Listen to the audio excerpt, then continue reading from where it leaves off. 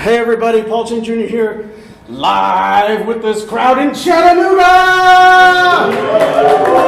That's what I'm talking about, Scenic City Summit. Thank you all so much for being here. All right, I'm gonna put this here. This just proves we're all real. It's hard, you can't take that for granted anymore. Okay.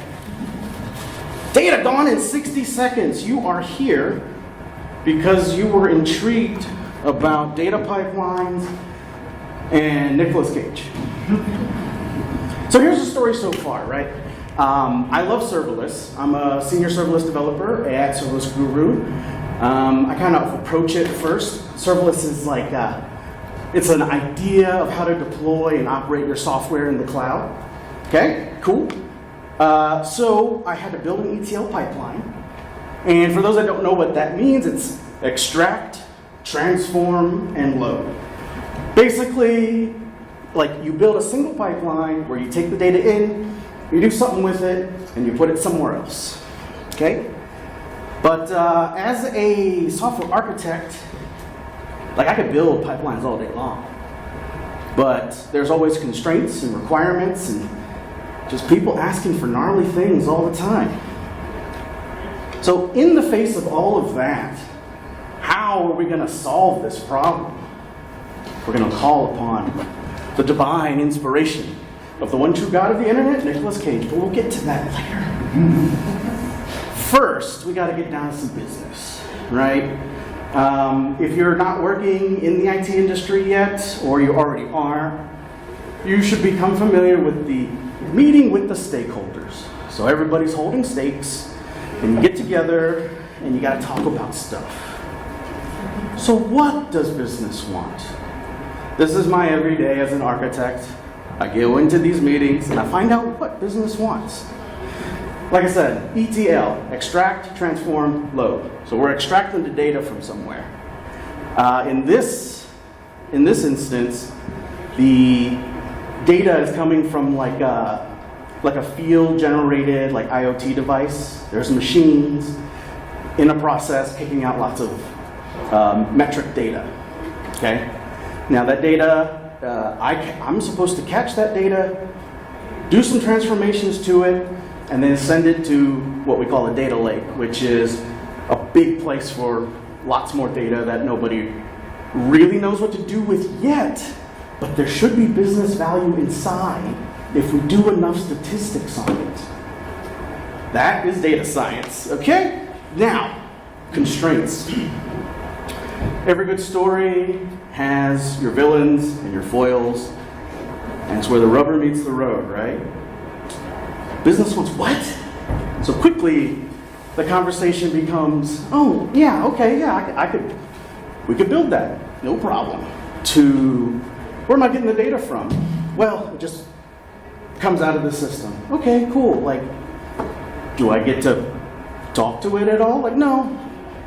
The problem is that the data coming out of the system is its own domain field experience, right? Like, I have no idea what it takes to get the metrics out of these machines. I'm not the one deploying like what they call the edge servers, the stuff that's on the ground closest to where the data is being created. An entirely different niche business handles that side. And so as an architect, often you have to figure out how to integrate all that stuff for the work you're trying to do. So no control over where it comes in, how it comes in, or even what it is, right? I'll just catch it. Then to transform it, the analysts want to do it in near real time, not batching, not waiting for certain things. They want to be able to say, oh, we're looking for this particular value, and we want to do this with it, and we want to do it live as the stuff is streaming. Okay, good. And then the data lake, I also have no control over. I'm not building it. I'm just given an endpoint to put the data onto. Okay? So we are building 3 parts of a pipeline where 2 parts of it I don't even get to control really. Okay? So we're burning from both ends. So, oh man. So you're coming into this meeting, you're learning all about this data pipeline you're supposed to build. What are we going to do? We're going to praise Cage. That's what we're going to do. We're going to talk about the power, the majesty, the brilliance of Nicolas Cage as the one true God of the internet to pull divine inspiration from. Now, Nicolas Cage has this movie called Gone in 60 Seconds. It was a 2000s blockbuster hit produced by Jerry Bruckheimer. It involved a lot of really cool stars from the 2000s. And, Nicolas Cage, he plays this retired car thief named Memphis Reigns.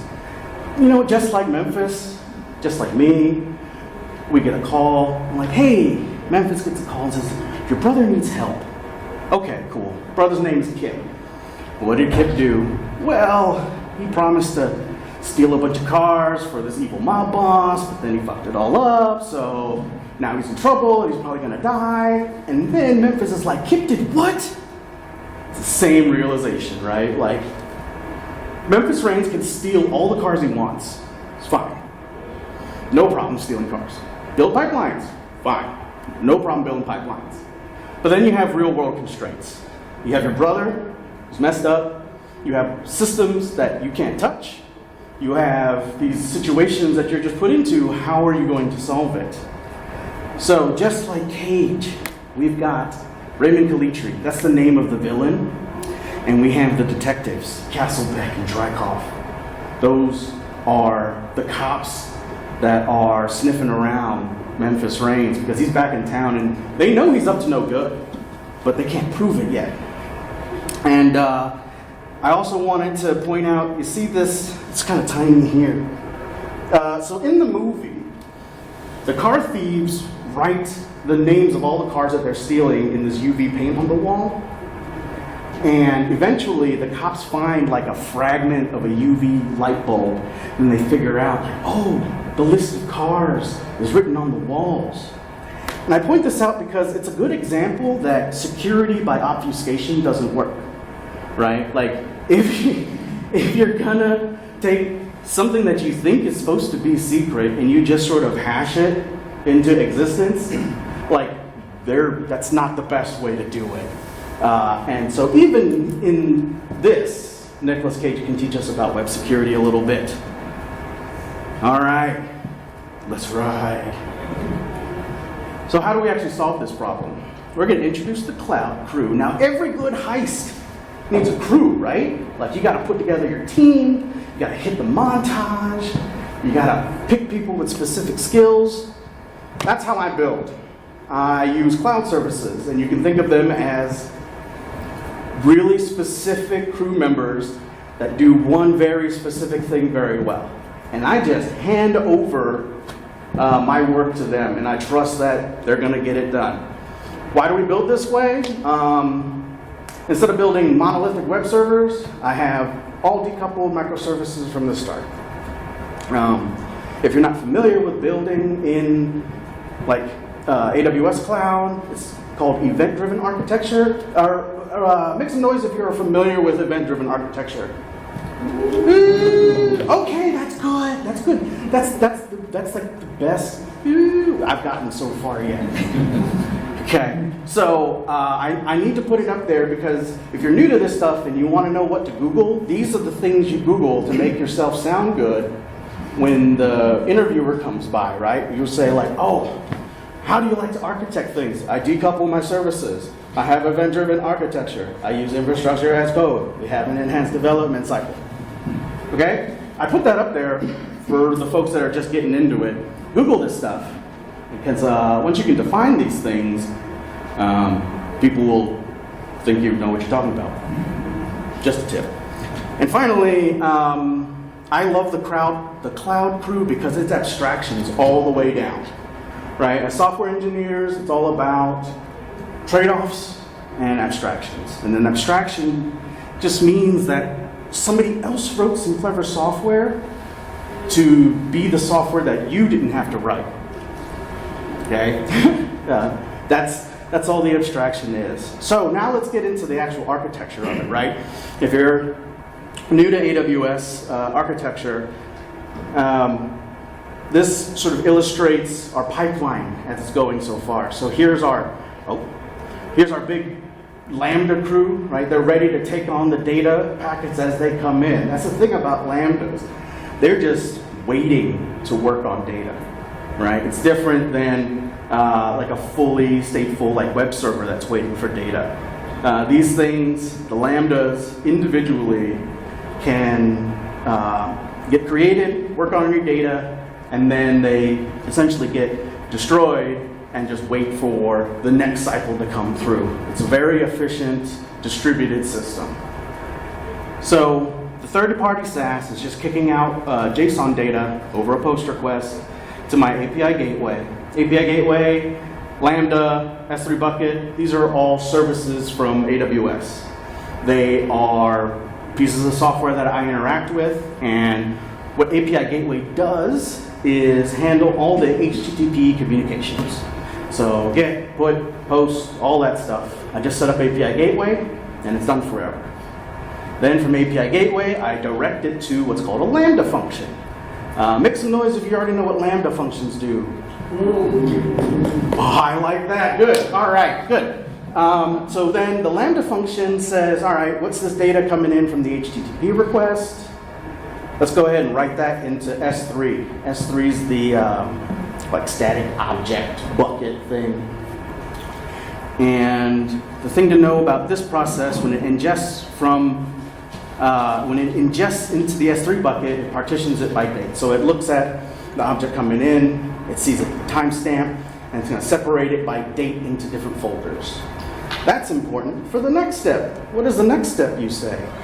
Well, before that, I need to say that serverless services have come a long way in the last 10 years. They are simpler to use and can do a lot more than we ever have before. And there's new frameworks that are stabilized. So if you haven't had a chance to try serverless yet, now's a good time. It's always a good time to get into the cloud. All right, so what is this next service? Well, let's go back to Gone in 60 Seconds. Now, you're putting together your crew. You're figuring out who can do the big grunt work, the Lambdas, HTTP, handling, API gateway, all that. But then there's like this new kid on your crew. His name's Toby. That's Toby up there. He just says he's good with computers. And Nicholas Cage, he's like an old school car thief. He has no idea what to do with computers. And he's like, well, what can you do? And Toby says, oh, I can hack the DMV, because they have the list of cars they need to steal, but they don't know exactly where they all are. So Toby here is going to hack the DMV and then match every car on their list to like an address where the owner should be, right? He's our enrichment system, okay? And he's our query layer. We can talk to Toby, and Toby will find the data and figure out what to do with it and then give it to us. That is Athena. Athena is the name of the AWS service that introduces a SQL-compatible query layer to all the stuff that's inside your S3 buckets. And that is a service that you can put together just by calling AWS to do it for you. We're not deploying extra processes that we have to monitor. It's simply an API call. I sign up for the service, I tell it, what I want it to do, and then it's up and running, which is kind of cool, right? Like, you can take in all this data and just shove it into an S3 bucket, and then another service will create indexes and the tables to be able for you to query it with SQL. Now, we'll definitely get to a demo where I can show you some of these things. So that's Toby, hacking the DMV, adding a query layer. Sweet. So we got data coming in, saving it into S3 bucket. Now we have a way to query for it and transform it. What's next? Aha, the other side of the pipeline. Oh, we still gotta deliver these cars. We still have to send this data somewhere. And again, we don't control where the data's going. We don't control anything about the data lake on the other side. It's even in another network. It goes outside of our own network, so it's even more of a pain. So what do? We're gonna pull Otto here. So Otto, he's like the mentor.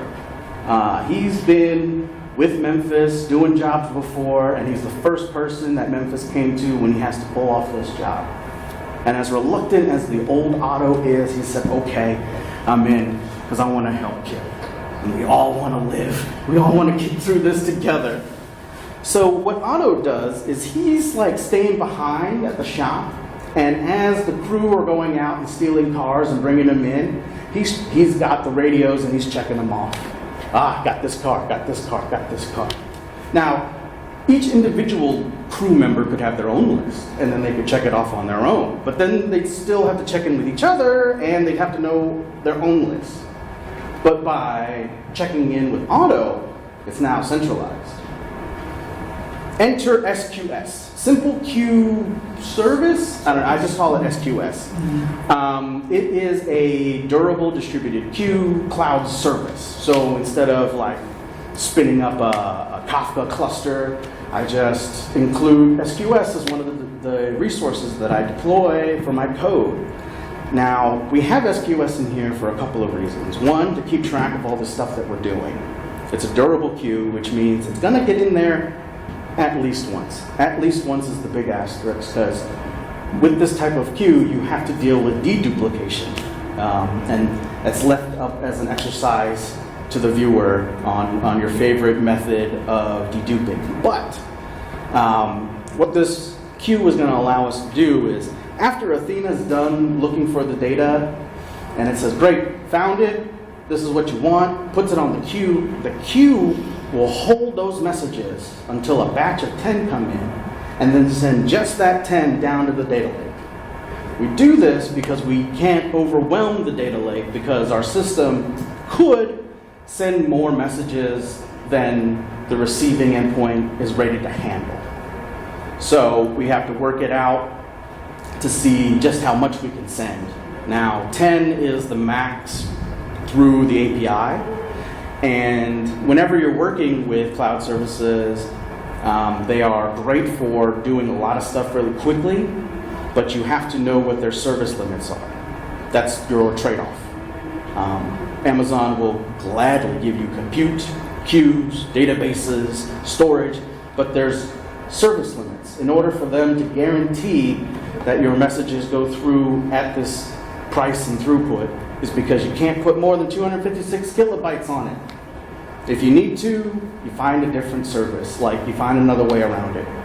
So when you're architecting this stuff and you're putting these things together, please think about the service limits, because that's an easy question that just stops a lot of conversations, because people are like, oh, should I always use cloud services? It's like, well, if it fits in the limit, sure. If it doesn't, don't. Because it's just not going to work. And knowing when and where to apply these tools, part of the game. Okay, so we've got Athena, we've got Otto, he's checking things off. Now, the cool thing to note here is when Athena puts messages onto the queue, this Lambda, this batch process, is never invoked directly by a human.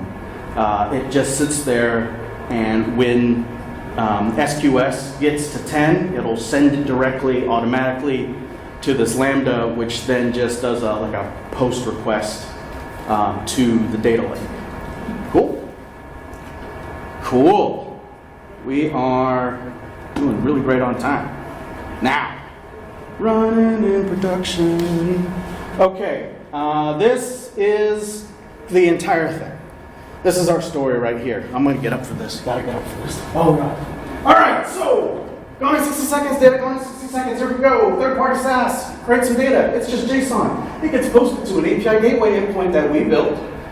It receives some HTTP information and a body, and then the Lambda here just automatically goes, thank you. Creates partitions inside of S3, so just think of like a folder structure based on the date timestamp that it gets. Then, at any time, Athena can run a query with specific parameters that we want to only pull out the data that we want that's all been written in here. Okay? The use case for this is you have a lot of data coming in, but you don't need all of it. You need what you need, and you don't need the rest. Okay? What's cool about that is as the analysts are like hitting this, trying to find the data that they want, and it just automatically gets slurped into the data lake, you can set policies on the objects inside of this S3 bucket that after they're 30 days old, just delete them. That way you're not paying for storage forever, right? If you were to store it in a database, it's kind of like you're telling it to stay there forever. But we don't need forever data. We just need this S3 bucket. So it's also pretty cost effective for this type of solution. Okay. So the Athena client runs, and then it pops it onto the queue, auto checks it off, and after it's checked off, bam, another auto process runs, and it gets put into the data lake. And that is the whole ETL pipeline serverlessly, where I don't have any hard VMs. Yeah, no hard VMs running at all. Why did it do that? Don't do that. Yes, do that. Please do that some more. Okay. Demo time! Sweet. But first, hello everybody, my name is Paul Chin Jr. Thank you all so much for taking the time to come here today and sit through my silly talk. That is a link that will go to a page. That's what all links do. But there's also a QR code, and at this point I am going to tell you that I work for an amazing place called Serverless Guru. We're AWS partner, and we help people solve cloud problems. So if you have cloud problems, give me a shout. Also, we have a serverless Discord, so if you look up Believe in Serverless, come join the serverless Discord. It's a great time. We were just doing hackathons. We got lots of questions and answers. It's a great community. I have to evangelize it. Also, with this link, you can get the GitHub repos to the GitHub repo of the code that I'll be showing off after this. And I want to get, before we get going, let me get on 3 a praise cage. You ready? Okay, here we go. Ready? 1, 2, 3. Praise cage! That's right, that's what I'm talking about. Oh, God, I love this moment. Okay, cool. So, please. All right, so, cool. Did everybody get a shot of this? This is the good shot. This is what you want. Okay, now it's for real demo time. Now it's for real demo time. Now, let's, where is it? Oh, I'm still in here. Browser. Okay, so, I guess, first thing that I'm gonna show, actually, is code. All right, so if you were to, that's tiny. That's way too tiny. So if you were to go to the link and check out the code here, it's actually not a whole lot. If you've never done infrastructure as code before, I'm going to take a second to kind of walk through it. All right, so the idea is that we're writing code and we're telling AWS, run this code in this way. Okay, so just if you're used to doing more traditional like local deployments, you like build a server locally and all that, don't do all that here. Essentially, I just write my function data and then wire it up with infrastructure that you can't see until it comes back. So this looks like a lot of nonsense, but basically it's the main manifest. This is the declarative template that tells AWS all the stuff I want to have available for me in the cloud. Okay. Then these are the 3 functions to make this whole thing run. We have an ingest function, we have a run query function, and we have a send to external. Now, this ingest we're going to manually hit with a post request, and then we're going to invoke this one manually. But then this one we don't ever touch. It just runs as it runs in response to an event trigger, and that event trigger is the SQS queue. So I actually haven't written code to like create like for the SQS queue or Athena. Basically, I call the Athena client just as a library, like an SDK. And once I call it, I can send it some SQL. And then once that SQL comes back, I'll shove it on the queue. Is that everybody tracking with that so far? Yeah, it's a really cool way to work. If you've not quite done it this way before, it allows you to break apart your stuff really nicely. And then all this does is send a post request, right? Fetch. Pretty straightforward things. Now, the not straightforward thing is how you actually set up Athena. Okay, so I told you that it is a query layer that AWS will provide for you.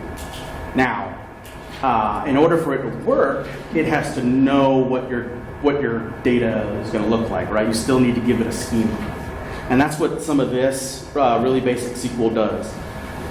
It will create a schema so that Athena knows how to handle the data in your S3 buckets. But again, you're not setting up a full database. Like, you just do this once, and you don't have to worry about migrations because you're not keeping all the data. Okay, this is just the quickest, most lightweight way I could build to give the analysts real-time transformation data over stuff that's just coming in automatically. Cool. So once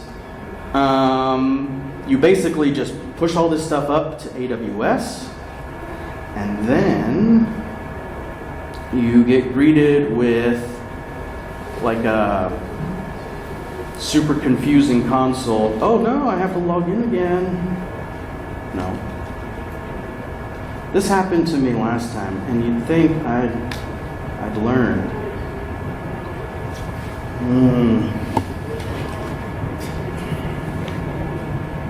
Okay. This is okay. No, it's not okay. Who's my helper? Do I have a helper? I'm your helper. Hi, helper. If I disconnect my screen, will it break the recording? I'm not qualified to provide that level of helpering. Okay. I'll have to. Because, don't worry about it. I just don't want to flash my password. You know what? It's fine. It's fine. Because what I could do is. Just cover it from here. Oh Lord, don't look at that. All right, I'm just. Yes, and then that's super tiny, isn't it? All right. I mean, okay, so this is the super ugly screen that you're going to have to deal with if you ever do AWS cloud stuff, but not to worry. First thing we're going to do is I'm going to show you these S3 buckets. Now, the S3 bucket is just a place to put your data. So it goes in here. Now, you're going to have to believe me, nothing's in here, nothing up my sleeve, no data in the bucket. All right, so then we're going to go to Hopscotch. And we're gonna send a post request. Super familiar with this. We have sensor ID, temperature, humidity, and a timestamp. Ready to go. We send this in, and we pray the demo gods, praise cage! We wrote 6 records. Okay, good. So then we can go back here, and if we refresh, we should see, ha-ha! Now we have data, it's raw data, and it's partitioned by this time.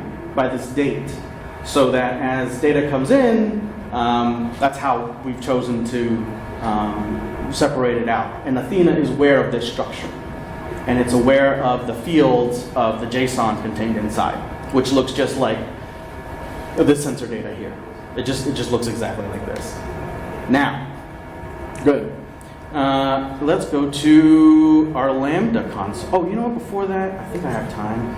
Yeah, I'm going to show you Athena if you've never seen it before. So, like I said, the first time you set it up, you have to do your normal like database things where you tell it a table and whatnot. But this is the service. This is just a serverless query layer over top of your S3 buckets. It's like you can run SQL queries right here to test what you want to find.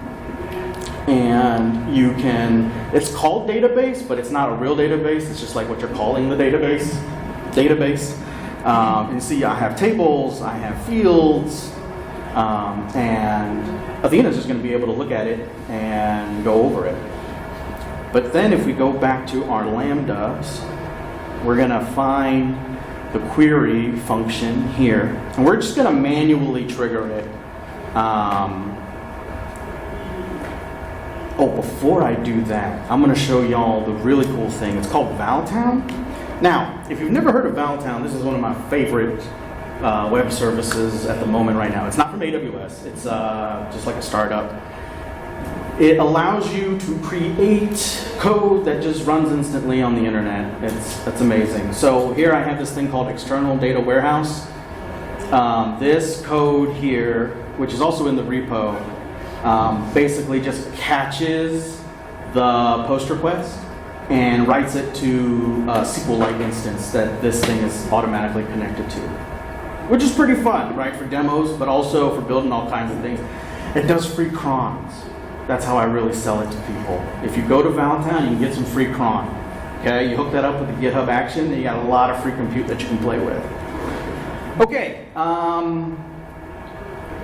right, so if we go here, and if I look, I should have one that's just like a web view into the SQLite database. So I have this, pretend this is our external data lake, right?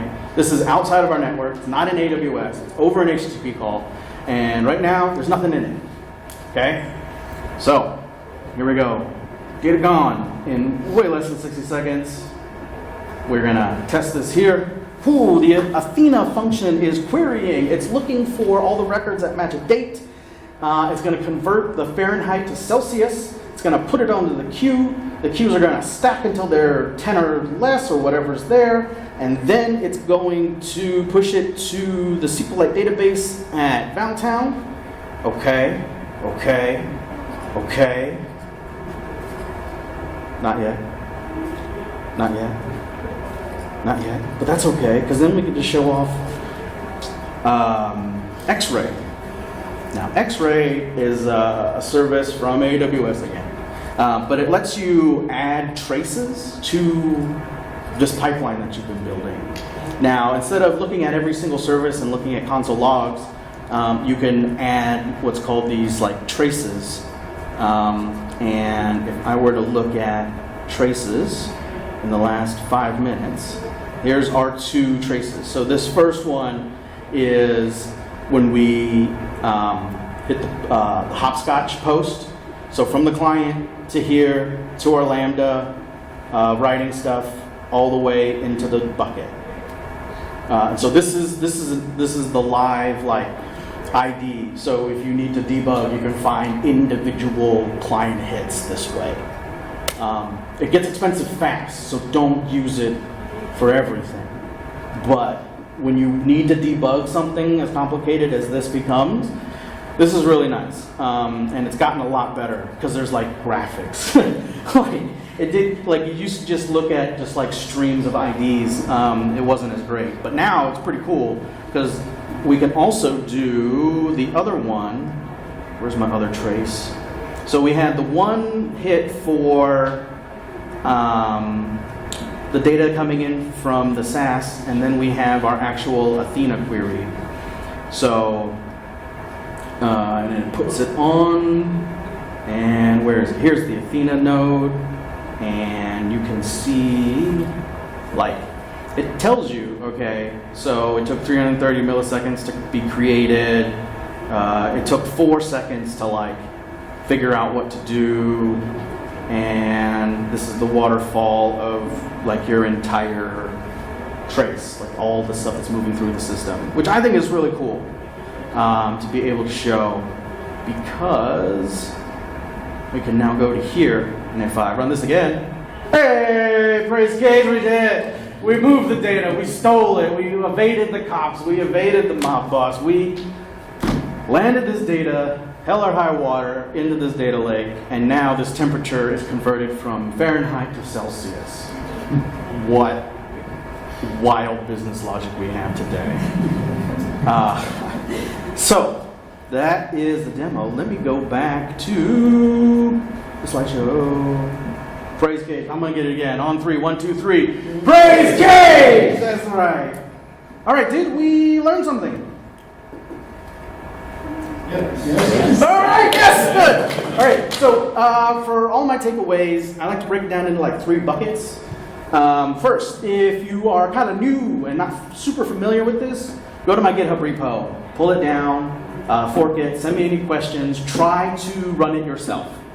There are no, okay, when I was thinking of like how to put myself in a better growth mindset, one thing that I heard from somebody was there is no hard and easy. There's only things that you are more familiar with or less familiar with.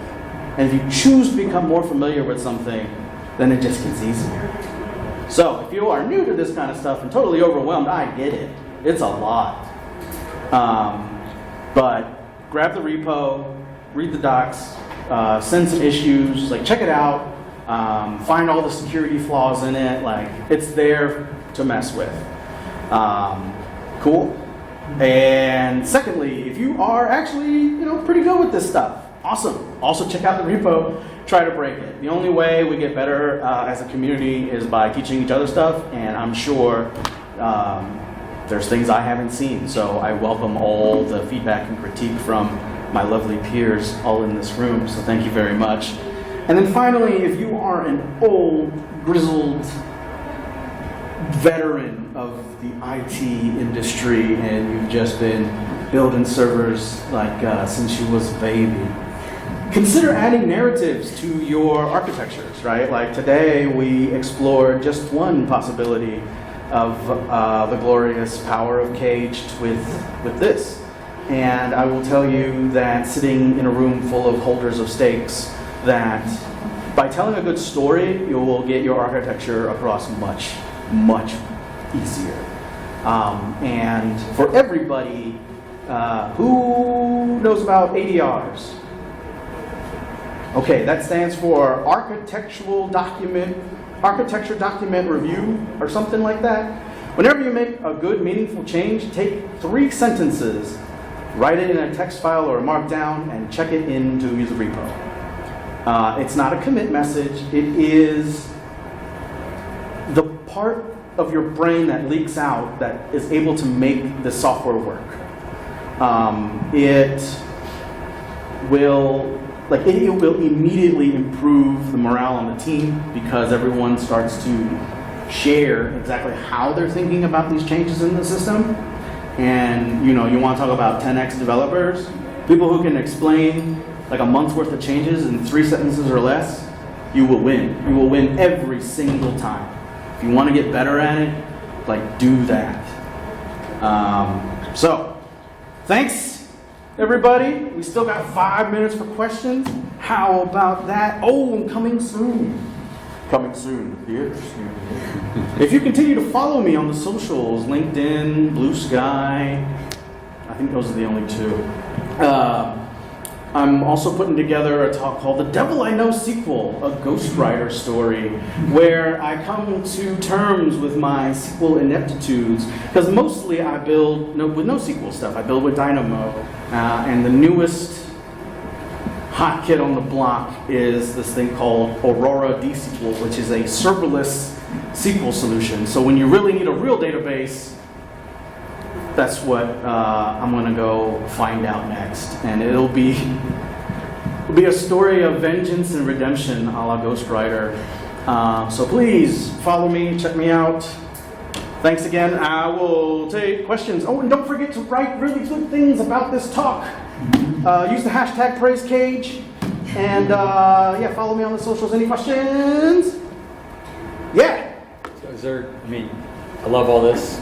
I'm a firm believer in it. But have you ever found certain scenarios or constraints where you're like, all right, we do need some long-lived servers Yes. to help process whether... Yes. And what are those? Okay, so it's a very good question. What do you run into? Yeah, so the question is, when do you need long-lived processes, and what do you do? When we run into situations where Lambda won't work, then we have this thing called Fargate, where it will run containers serverlessly, where I'm not worrying about, I'm not really worrying about the VM or the instance. I'm still just kind of at that container level. I think a lot of people are running really at that container level. And with Fargate and Fargate tasks, you can specify however much time it needs, and then you will tell it to just shut down. And Fargate will also do the scaling if it gets to that point. Is that something that you can spot coming, like when you start diagramming out? You say, like, all right, like, this is the route we're going to take, or is it something you run into? You're like, oh, No. this is going to cost a lot more than I thought, or what's... Most of the time, well, after you work with it enough, you get a feeling for like how long this function's going to run, and if so, it's expanded. It used to be 5 minutes, but now it runs for 15 minutes. Oh, I didn't know that. Yeah, it's come a long way. Yeah. That's why I'm out here preaching the good word.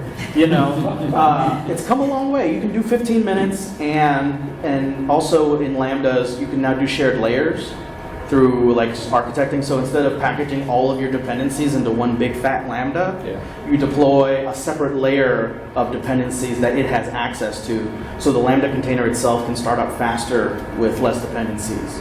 You have it's called Lambda layers. And it's another way to kind of let the Lambdas do more than they're originally like planned for.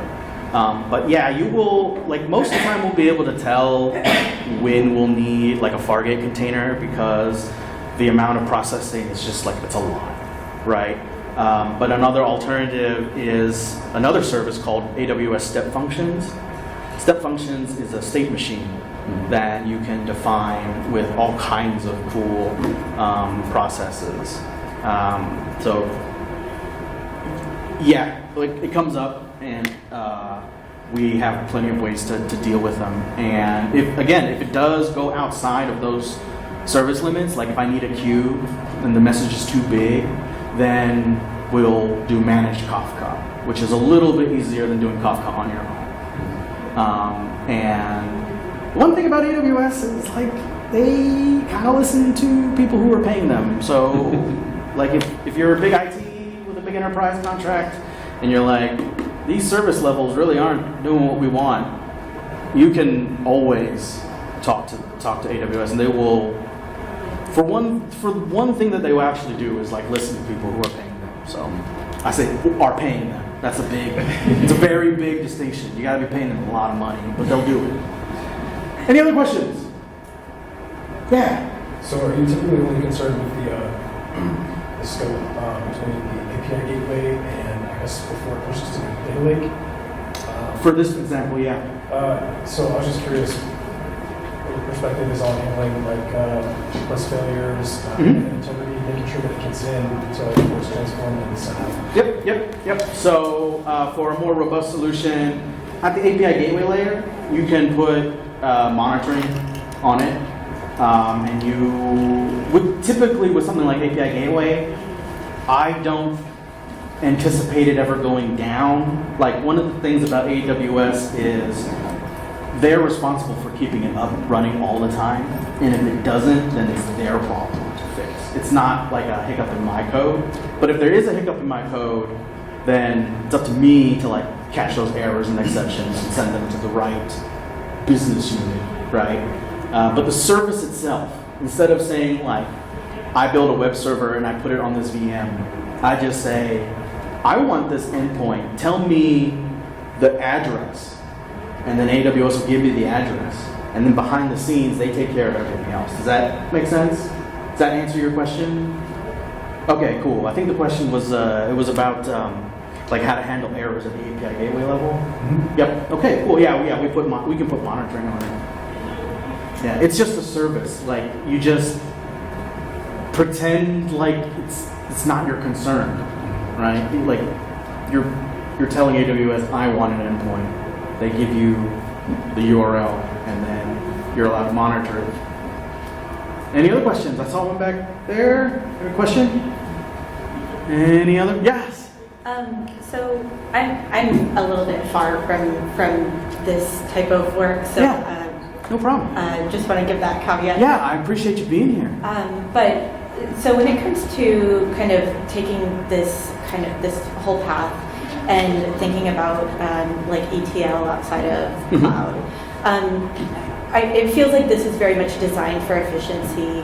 Yes. Would you say that like ideas that you have here are easily like translatable to other ETL kind of processes? Yes, 100%. So the question is like, this is all very AWS specific, and like, what can we pull about ETL processes in general?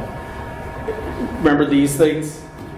These things are going to win you on every cloud and every modern architecture because it's all headed towards fully distributed stuff.